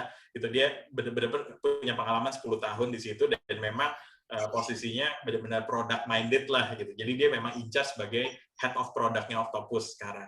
Terus kemudian dari sisi marketing gitu. Marketing kita ada Hamish di situ dan memang benar-benar in charge. Hamish di sini benar-benar menghandle dari A sampai Z, dari mulai PR, marketingnya kita, semuanya strateginya itu Hamish yang bikin. Kemudian head of kreatifnya kita, si XO-nya kita, Chief Creative Officer-nya kita, itu juga tipikal yang unik juga gitu. Even dia benar-benar background-nya itu fokusnya untuk bikin aplikasi tapi untuk desain ya, untuk desain aplikasi gitu. Jadi benar-benar partner kita semua ini dan orang operasional pun juga COO-nya, Chief Operational-nya juga memang pengalamannya juga cukup tinggi gitu untuk engage dengan local communities dan juga local foundation gitu. Jadi dengan adanya founders yang memang partners yang juga sangat tepat di sini, akhirnya Octopus bisa sampai sekarang juga berkat bantuan mereka semua gitu, karena kita ngelihatnya itu tadi sih gitu, kalau misalnya kita nggak punya skill, salah satu skill, at least kita punya partner yang memang bisa nge-backup kita untuk bisa support di skill itu gitu. Itu sih yang sekarang jadi Octopus kayak gitu. Kita ngomongin dari A sampai Z kayaknya nih ya. Mungkin teman-teman Next Geners karena tahu temanya lingkungan, jadi nanyanya apa aja gitu soal lingkungan ditanyain sama Mas Iksan. Mas Iksan mau nggak mau ya harus siap tempur gitu ya kalau misalnya ditanyain apa aja gitu ya soal tema kita. Meskipun mungkin pertanyaannya agak sedikit keluar dari Octopus gitu ya. Oke, Mas Iksan, ini kan juga kalau kita lihat tema besar kita bagaimana menjadi pemimpin dunia digital. Nah, kalau tadi kita berbicara soal tantangan, challenge dari Octopus. Nah, ini kira-kira challenge atau tantangan bagi next geners nih untuk menjadi pemimpin dunia digital dari pandangan Mas Iksan apa sih? Tantangan terbesar sekarang adalah sebenarnya kalau kita bicara generasi ini sebenarnya kepisah-pisah gitu kan, ada yang generasi X, Y, Z, milenial dan seterusnya gitu. Ini banyak banget gitu separasinya between generation. Cuma memang kalau misalnya kita bicara tantangan sebenarnya basicnya adalah dari sisi kemauan. Kita ngelihat sekarang banyak di kalangan seperti generasi yang sekarang gitu ya, Gen Z, terus kemudian ke milenial juga gitu, di mana melakukan sesuatu tuh nggak pernah tuntas gitu. Jadi kalau misalnya mereka melakukan sesuatu mentok dikit putar balik gitu, nggak mau merabas gitu. Ya, beda nih kalau kita bicara berapa puluh tahun ke belakang gitu ya, yang orang tua kita semuanya gitu, mereka tuh they always find a loophole gitu. Selalu aja kalau misalnya kayak ada udah mentok, pasti langsung cari jalan lain gimana caranya, pokoknya harus langsung achieve goals-nya. Nah, tapi kita bicara next generation nih, apalagi generation yang selanjutnya nih, kita ngeliatnya justru itu tadi gitu, tantangannya adalah ngelakuin sesuatu tuh harus sampai tuntas. Kemudian yang kedua adalah kita berinovasi itu tadi gitu, kita harus jelas inovasi apa yang kita mau lakukan gitu, solusi apa sih yang mau kita berikan gitu untuk Indonesia gitu. Itu sebenarnya adalah kunci keduanya. Dan memang yang ketiga, tantangan terbesar bagi next generation di sini adalah global market. Itu nggak bisa kita pungkiri gitu. Kayak sekarang even untuk beberapa startup yang udah unicorn dan udah cukup besar, mereka benar-benar pindahin loh yang namanya tim development-nya ataupun developer engineer-nya gitu dari Indonesia, mereka pindahin ke India gitu. Padahal di Indonesia banyak banget developer tuh ataupun programmer yang mereka nggak punya kerjaan gitu. Tapi justru malah sekarang beberapa tech startup yang udah unicorn bahkan gitu, mereka justru malah move untuk product development-nya di luar Indonesia gitu. Dan itu makanya kita ngeliatnya justru ini menjadi tantangan gitu. Persaingan global marketnya udah semakin jelas gitu. Itu bahkan di kita sekarang, apalagi yang nantinya gitu kan. Jadi itu dia tadi sih, being unique juga salah satu kuncinya juga sebenarnya bagi next generation-nya kita gitu.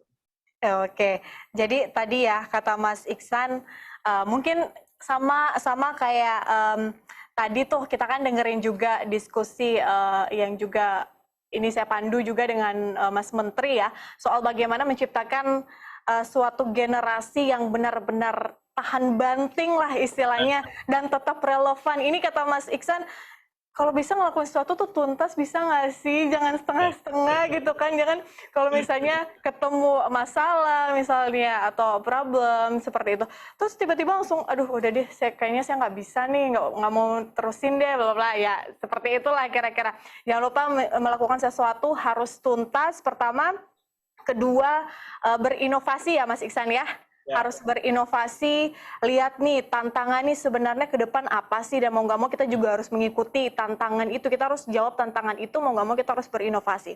Ketiga, be unique katanya, harus unik, harus berbeda, jangan gitu-gitu aja, orang nggak bakal kenal kalau misalnya gitu-gitu aja, harus punya ciri khas gitu ya, harus unik dan melihat dan menjawab juga tantangan-tantangan tersebut. Tapi menurut Mas Iksan nih, saya kaitkan juga dengan soal resilient generation ya, dengan Mas Menteri tadi perbincangan saya. Kira-kira skill atau ability apa yang paling dibutuhkan nih sama next geners untuk menjawab tantangan-tantangan yang ada sekarang? Ya, sebenarnya kalau misalnya gini, perbedaannya kita pada pendidikan yang sebelumnya gitu ya dengan yang sekarang adalah sebenarnya cukup signifikan gitu. Di saat yang sekarang ini kita kalau misalnya mau belajar itu benar-benar fokus gitu, udah bisa fokus. Misalnya kayak saya di information engineering ataupun information IT gitu, ya saya belajar computer science, ya computer science benar-benar bisa fokus, terus kemudian sampai bisa develop produk dan seterusnya gitu, sehingga bisa memberikan solution. Nah, tapi sebenarnya adalah teman-teman di sini kalau kita bicara skill apa sih yang sebenarnya bisa semua skill itu sebenarnya ada gunanya gitu. Even saya punya teman gitu, dia benar-benar fokus di chef, dia jago masak, dia kemudian jadi chef, ya sekarang juga jadi chef yang cukup sukses gitu di salah satu restoran terkenal juga gitu. Dan itu sebenarnya itu tadi gitu. Kalau misalnya kita bicara skill, tekunin dan fokus dan sampai tuntas gitu. Itu yang paling penting sih. Karena kayak misalnya kita punya skill, oh saya ngerasa nih saya punya additional point ataupun unique selling point di skill tertentu gitu. Tapi kalau misalnya nggak dituntasin sampai benar-benar paling ahli di situ juga sama juga bohong gitu, nggak bisa maksimal jadinya. Nah itu yang makanya sebenarnya kuncinya tetap yang tadi sempat saya bilang gitu. Kalau ngelakuin apa-apa tuh harus tuntas gitu. Itu yang sebenarnya jadi ini banget sih. Jadi key-nya ataupun kuncinya. Jadi skill apa saja yang penting harus fokus ya. Yes. Ngelakuin apapun yang menjadi minat kita, apapun yang menjadi bakat kita, itu yang paling penting, kita harus benar-benar fokus dan melakukan atau orientasi kita adalah pengembangan diri gitu ya. Jangan mau stuck di situ-situ saja, nggak mau berkembang, mau terjebak dengan pemikiran-pemikiran lama, padahal dunia semakin hari semakin berubah. Kita mau nggak mau harus mengikuti tantangan itu. Oke. Mas Iksan, kita kan bukan hanya ngomongin soal Octopus, kita juga ngomongin soal lingkungan ya, bukan hanya Octopus tapi juga soal lingkungan secara keseluruhan. Tapi kita juga mau memberikan motivasi kepada teman-teman next geners nih untuk menjadi leader di masa depan. Nah, bagaimana kemudian next geners ini bisa memiliki passion sebagai leader gitu? Dari Mas Iksan mungkin sedikit memberikan masukan bagi teman-teman. Ya, jadi kalau misalnya untuk menjadi seorang leader gitu ataupun pemimpin di masa depan, tentunya satu yang tadi saya juga ketinggalan itu adalah gimana caranya coba keluar dari zona nyaman gitu. Kalau misalnya comfort zone-nya kita ngerasa udah gini udah cukup gitu. Justru comfort zone itu tuh cukup bahaya sebenarnya gitu, apalagi buat teman-teman next generation gitu ya. Itu satu hal cukup bahaya. Apabila kita udah nyaman di satu posisi ataupun di satu stage gitu, kita nggak akan berkembang. gitu. Tapi justru malah gimana caranya kita harus keluar dari zona nyaman, kemudian kita ngerasa ada challenge, di situ ada tantangan, kemudian bisa di-solve gitu tantangannya, itu otomatis bakal pasti bisa berkembang gitu ke depannya gitu. Nggak akan stuck gitu, nggak akan stuck di tengah jalan gitu. Jadi memang benar-benar kita bicara tantangannya lebih ke arah sana gitu kalau misalnya untuk saat ini gitu ya. Kayaknya emang susah sih Mas kalau misalnya mau keluar dari comfort zone. Ya, apalagi sudah terjebak dalam satu hubungan. Salah. Salah room. Oke, teman-teman itu ya, maksudnya mungkin memberikan motivasi bagi teman-teman untuk menemukan jalannya nanti seperti apa, kemudian mungkin bagaimana menjadi seorang leader, bagaimana menjadi seorang generasi atau masuk dalam generasi yang benar-benar masih relevan, kemudian tetap tangguh. Kita berbicara soal untuk masa depan ya, seperti itu. Bagaimana kita membekali diri untuk tetap kuat, tahan banting, tadi kata Mas Iksan, berinovasi, be unique, harus tuntas melakukan segala sesuatu, itu yang menjadi kunci juga. Nah, teman-teman kalau misalnya masih mau bertanya, ini silahkan ya, masih kolom chat di microsite chatroom masih terbuka kalau misalnya teman-teman mau bertanya. Silahkan mau menanyakan apa saja ke Mas Iksan. Mas Iksan sudah siap tempur. Mau tanyakan apa silahkan. Ini terbuka sekali. Kita masih ada waktu ya buat teman-teman yang masih mau bertanya. Nah, ini ada pertanyaan berikutnya Mas Iksan. No name juga nih. Ini kayaknya pada malu-malu apa gimana sih teman-teman? Ayo dong sekaligus promosi gitu ya. Saya dari universitas ini kan. Iya kan, biar tahu gitu, bisa kenalan gitu ya. Di sini, oh ya, by the way ini Patricia loh ya, asik. Nggak bercanda. Oke, ini ada pertanyaan. Adakah keinginan Octopus untuk go internasional, Mas Iksan? Kayaknya tadi udah bilang ya di Singapura, tapi mungkin dielaborasi lagi. Nggak apa-apa. Jadi kayak misalnya untuk sekarang kita tadi saya baru cerita sedikit. Jadi kalau misalnya kayak kita sekarang saat ini lagi coba untuk menjalin kerjasama sama salah satu waste management company terbesar juga di dunia gitu. Jadi dia nomor top 5 lah ya, salah satu dari top big 5 untuk waste management company yang base-nya itu ada di Inggris gitu. Dan saat ini kita lagi coba untuk mengembangkan produk kita untuk bisa diimplement di Singapura, di Vietnam, dan juga di Hong Kong. Tapi kita akan start awalnya dari Singapura dulu. Kenapa Singapura? Karena company tersebut baru aja dapat license ataupun izin dari pemerintah Singapura untuk bisa melakukan collection terhadap electronic waste. Nah, karena kita bicara untuk memproses electronic waste itu ada limbah B3-nya, kemudian ada banyak limbahnya lah, sehingga makanya ada license ataupun izin khusus untuk bisa memproses limbah B3 tersebut.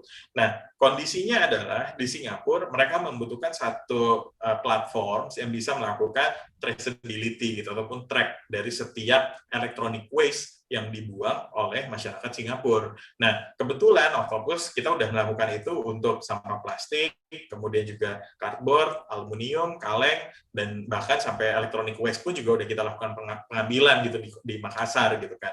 Nah, makanya sekarang sebenarnya dengan adanya diskusi dan kerjasama ini, harapannya adalah kita bisa membantu juga gitu, kita juga bisa expand ekosistemnya kita ke Singapura gitu. Karena di Singapura juga ada loh pemulungnya. Kalau teman-teman semua mikirnya Singapura, negara maju gitu, nggak mungkin ada pemulung. Jangan salah. Di Singapura itu ada yang namanya karung guni. Karung guni itu bahasa agak Melayu lah ya, bahasa Melayunya untuk pemulung gitu. Cuma di sana namanya karung guni. Nah, karung guni ini pun itu juga ada komunitasnya, ada yayasannya dan seterusnya. Bahkan pada saat kita connect ke mereka gitu beberapa bulan yang lalu, kemudian kita diskusikan gimana cara mereka bisa pakai aplikasi pelestari kita, terus kemudian mereka bisa menjadi pelestarinya Octopus, dan kemudian kita bahkan bisa menggaranti mereka bahwa barang yang mereka bawa dari rumah tangga itu bisa dijual ke facility partner kita tadi gitu. Jadi benar-benar win-win solution yang benar-benar kita provide kepada mereka. Nah, akhirnya ya udah kita ada kesepakatan di sini dengan target per tanggal 1 Juli 2021 ini kita akan live juga di Singapura. Nah, next-nya setelah itu kita ada PRS project juga dengan company yang sama di Ho Chi Minh City, di Vietnam, kemudian selanjutnya juga akan ke Hong Kong. Kalau di Hong Kong sendiri, mereka pengen meningkatkan kualitas dari plastik yang dikolek. Karena rata-rata sekarang di sana plastik yang dikolek asalnya itu masih dari tempat sampah gitu. Jadi setelah mereka melihat result yang udah dihasilkan sama Octopus saat ini, dia bisa lebih ini lagi gitu. Jadi lebih happy lah gitu mereka pas ngeliat resultnya. That's why makanya mereka pengen engage bareng kita. Ya itu dia ya, pastinya keinginan, target itu pasti ada ya. Tadi yang pertama kata Mas Iksan, Singapura, terus Vietnam, Hong Kong gitu ya untuk target kedepannya Mas Iksan ya. Oke, Ya, betul. Ini saya punya satu pertanyaan sebetulnya tiba-tiba saya keinget buat nanya ke Mas Iksan. Mas Iksan, kenapa sih namanya Octopus, Mas? Mungkin bisa dijelaskan mungkin ya, kenapa kemudian memilih nama Octopus? Ya, jadi tadi sih yang seperti saya bilang, even untuk nama pun itu kita melakukan 1 tahun riset yang cukup panjang gitu, waktu masih 12 gitu kan. Kita benar-benar riset prosesnya, aplikasinya, bahkan sampai ke nama.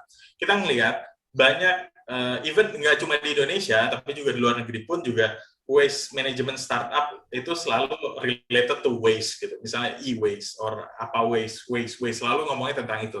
Dan di Indonesia kita bicara waste tuh udah jadi salah satu yang cukup berat gitu. Orang kalau misalnya orang udah kesehariannya dia udah beban hidup lah ya, banyak beban dan seterusnya, tiba-tiba ngomongin ada aplikasi waste, udahlah kalau waste saya mendingan udah buang aja tempat sampah, nggak usah pusing gitu kan.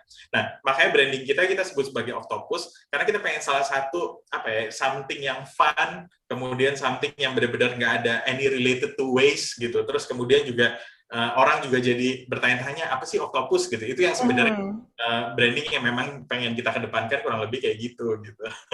Tapi berarti masyarakat udah tahu dong ya Octopus apa sekarang ya? Mudah-mudahan. Mudah-mudahan, amin. Oke. Oh, ada pertanyaan lagi. Oke, Mas Iksan siap-siap ada pertanyaan lagi. Dari Muhammad Fahmi, siswa dari SMK Negeri 1 Cimahi lagi. Kayaknya mereka nonton bareng kayaknya ini ya. Oke, izin bertanya Kak, kebiasaan Gen Z atau milenial itu kan mengikuti tren yang ada. Gimana sih caranya kita menyesuaikan tren dengan apa yang dilakukan agar tidak berhenti di jalan? Gimana Mas Iksan? Oke, following the trend itu bagus gitu. Jadi kayak misalnya kita let's say kita ngelihat kalau misalnya tren untuk build satu startup sekarang trennya lebih ke arah teknologi gitu kan. Cuma balik lagi teman-teman sebelum following trennya itu ke arah mana gitu, tetap harus tahu dulu diri sendiri nih unique selling points-nya ada di mana sih gitu. Jadi kira-kira let's follow the trend gitu. Kalau misalnya trennya sekarang lagi ada bikin usaha gitu. Ternyata tiba-tiba pas kita mau bikin usaha tuh susah, bikin usaha tuh nggak gampang gitu. Kita bikin usaha kayak nggak semua orang yang sebenarnya itu yang saya sayangkan juga gitu. Banyak orang bilang, ayo kita buka usaha baru, buka usaha A, B, C, D gitu. Cuma in reality tuh nggak semudah apa yang dibayangkan gitu kan. Jadi makanya kalau misalnya kayak satu lagi bikin misalnya ini kebetulan nanti ada dari Kopi Kenangan juga ya kalau nggak salah ya. Gitu. Nah, misalnya kayak Kopi Kenangan sukses gitu, besar, semuanya langsung ngikutin Kopi Kenangan, bikin kopi, toko kopi dari mulai yang urusan urusan ini segala cinta dan lain-lainnya sampai kayak gitu. Jadi karena follow the trend, mereka karena pengen ngikutin Kopi Kenangan, suksesnya Kopi Kenangan gitu kan. Cuma balik lagi sebenarnya adalah untuk bisa sampai ke situ Kopi Kenangan tuh juga nggak sesmooth itu gitu. Ada ini. Iya, itu dia. Jadi mereka they creating the trends gitu. Mereka yang justru malah create trendsnya gitu di awal gitu kan. Makanya orang-orang bisa ke situ. Nah, gimana caranya teman-teman semua dengan yang punya USP atau unique selling point masing-masing itu bisa bikin tren sendiri masing-masing gitu. Jadi instead of following the trends, why don't you make the trends gitu. Itu kenapa nggak mulai dari situ gitu. Kalau misalnya bisa bikin tren sendiri itu bakal jauh lebih bagus gitu loh. Karena ya yang tadi saya bilang, sekarang jualan apapun di Indonesia itu pasti laku gitu. Dari mulai mau jualan lewat Instagram, dari mulai misalnya jualan dari e-commerce gitu dan lain-lainnya itu pasti laku gitu. Cuma balik lagi untuk jadi being an entrepreneur itu something yang butuh komitmen 100%. Yang tadi saya bilang harus tuntas gitu. Kalau misalnya udah willing untuk jadi entrepreneur, 100% gitu. Itu harus jalaninnya benar-benar 100%. Nggak bisa ada ada take a step back dan seterusnya. Gitu. Jadi kalau misalnya kita bicara tren, kita bicara mau following the trend, it's good, tapi kira-kira kita mesti ngukur juga kemampuannya kita gitu. Kalau misalnya kita ngeliat, wah saya bisa daripada saya ngikutin, mendingan saya bikin tren sendiri aja gitu. Misalnya sekarang udah ada kopi, kenapa nggak bikin teh gitu? Saya nggak tahu. let's discuss something new juga gitu. Jadi maksudnya itu yang sebenarnya mungkin bisa dieksplor oleh teman-teman semua sih. Ya, instead of following the trend, kenapa kita nggak jadi trendsetter gitu ya? Daripada kita harus ngikutin tren yang ada gitu. Kita harus itulah berinovasi lah ya, menjadi sesuatu yang baru, kemudian juga relevan dengan zaman sekarang. Oke, Mas Iksan, kita ntar lagi harus closing ya, teman-teman ya. Kita harus closing, tapi saya berikan kesempatan dulu ke Mas Iksan, mungkin ada sedikit message mungkin, pesan kepada teman-teman Next Geners, bisa soal apa aja, Octopus, soal leadership, or whatever, silakan, Mas Iksan. Ya, kalau misalnya untuk conclude gitu ya, untuk conclude apa yang tadi udah saya sampaikan, dari from A to Z, pertama kita bicara masalah lingkungan, teman-teman, sekarang just do the small step gitu. Apapun yang bisa teman-teman lakuin, itu lakuin. As simple as download aplikasinya Octopus gitu, nggak perlu ribet-ribet untuk daur ulang, itu pun juga bisa dilakuin. Gitu. Jadi, promosi itu yang pertama. Jadi kedua, kita bicara inovasi ataupun solusi gitu. Kita bicara inovasi, find the right problem-nya dulu. Problem-nya kira-kira sebold apa sih gitu. Kalau misalnya problem-nya kalian udah temuin, oke, let's build the solution gitu. Baru bikin solusinya tuh apa gitu. Terus kemudian kalau yang ketiga, teman-teman sekarang kalau misalnya kita bicara untuk kedepannya itu dia tadi gitu. Kalau misalnya kita bicara kerjakan sesuatu, kerjakan dengan tuntas gitu. Saya yakin itu juga hal yang pasti sama juga dengan startup lainnya yang sekarang justru jauh lebih sukses dibandingkan dengan Octopus gitu. Tapi dengan mereka fokus dan juga mereka bisa mengerjakan dengan tuntas, itu bisa jadi sebesar seperti sekarang gitu. Jadi mungkin itu aja dari saya mungkin, Patricia, thank you.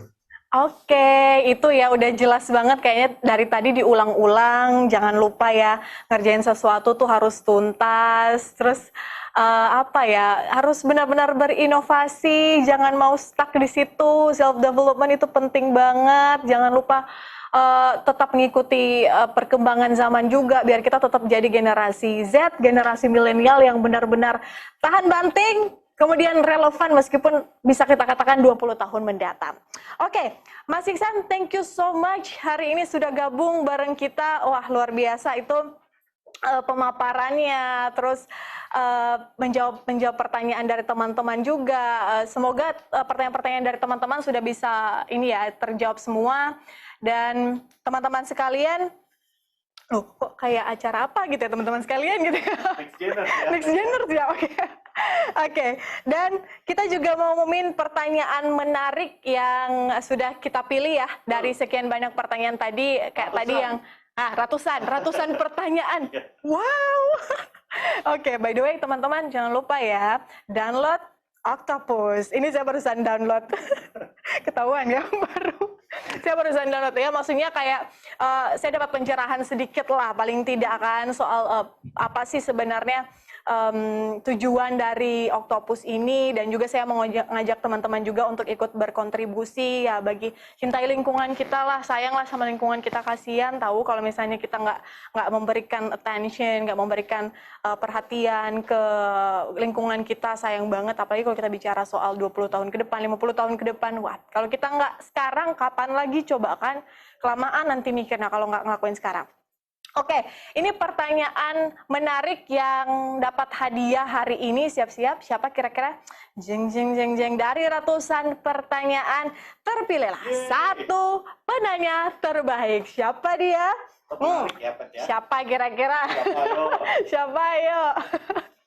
Oke, selamat kepada Hosea Clinton Martahan Napitupulu dari Batam. Yeay! Hosea, selamat ya, selamat, kamu sudah dapat hadiah dari kita. Hadiahnya apa?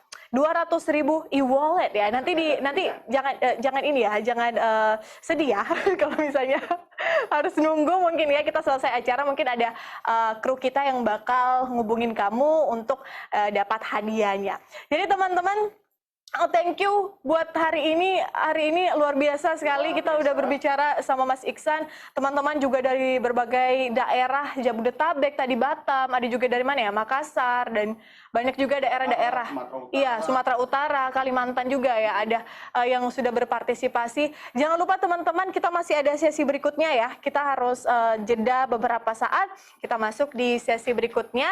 Ada materi-materi yang banyak sekali menarik, kemudian yang bisa teman-teman tarik ilmunya mungkin ya dari para narasumber yang nantinya akan hadir bersama-sama dengan kita di NextGen Summit 2021. Terakhir, saya ucapkan terima kasih buat sponsor kita New Skin yang hari ini sudah mensupport acara NextGen Summit 2021 sehingga bisa berjalan, meskipun bisa dibilang ini belum setengah ya. Ini masih ada sesi satu lagi, kemudian akan berlanjut lagi besok di tanggal 7 April 2021. Stay tune di sini, jangan kemana-mana teman-teman. Jangan lupa makan dulu atau mungkin nyemil dulu kali ya. Masih ada sekitar setengah jam, kurang lebih 40 menit lah buat kita nyemil, gosip. No gosip. Jangan gosip. Kita bakal balik lagi di sesi berikutnya. Thank you buat teman-teman sekalian yang sudah berpartisipasi siang hari ini. Bye.